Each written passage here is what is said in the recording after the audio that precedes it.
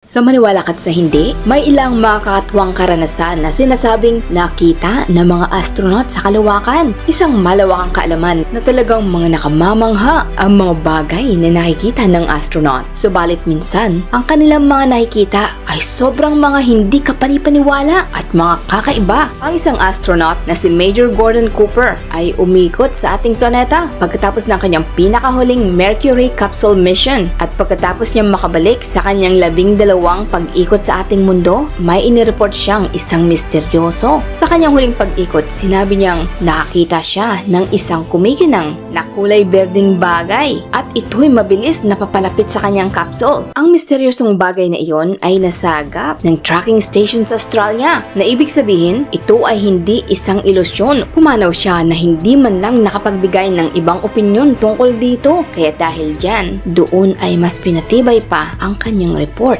Subalit hindi lang siya ang nakaranas ng ganung bagay na hindi maipaliwanag sa kalawakan dahil noong 2003, ang isang Chinese astronaut na si Yang Liwei, sinabi niyang nakarinig siya ng mga katok sa katawan ng kanyang spaceship na ang tunog ay kaparehas ng pagkatok sa isang balding bakal na gamit ang kahoy na martilyo. Kung iisipin, ang kalawakan ay isang vacuum, ay isang walang katapusang lawak na may kakaunting mga pressure. Kaya't napaka-weird na makarinig siya ng ganung tunog mula sa labas ng kanyang spaceship. At hindi lang siya ang nag-iisang nakaranas at nakarinig ng ganitong pangyayari dahil ang ibang mga Chinese astronaut ay narinig din ang kaparehong tunog sa kanilang misyon noong 2005 at noong 2008. Ang ahas ng kalawakan.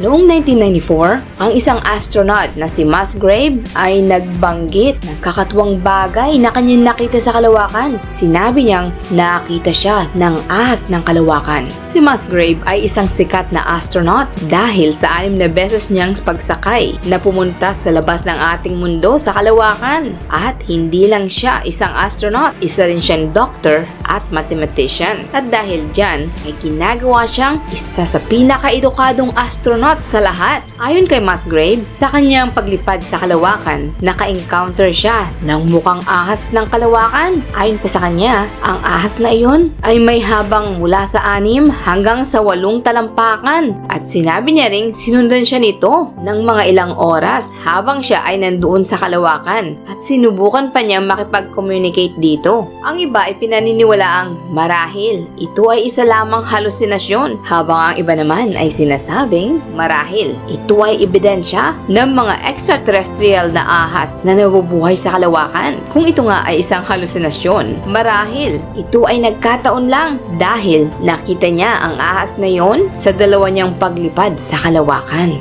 Ikaw, may alam ka bang ilang mga misteryosong kwento na pwedeng ibahagi na kagaya nito? I-comment mo dyan sa iba ng video para alam namin. At dahil sa inabot mo ang dulo ng video, narito ang ilang mga shoutout mula sa nag-comment sa nakaraang video. At kung gusto mong maisali sa susunod na shoutout, huwag kalimutan mag-subscribe. Kung nagustuhan mo at nag-enjoy ka sa video ito, mag-subscribe ka na at i-share mo na rin sa mga kaibigan mo. Bigyan mo na rin ako ng thumbs up sa ibaba ng video. I-check mo na rin ang isa sa mga video sa kaliwa o kanan.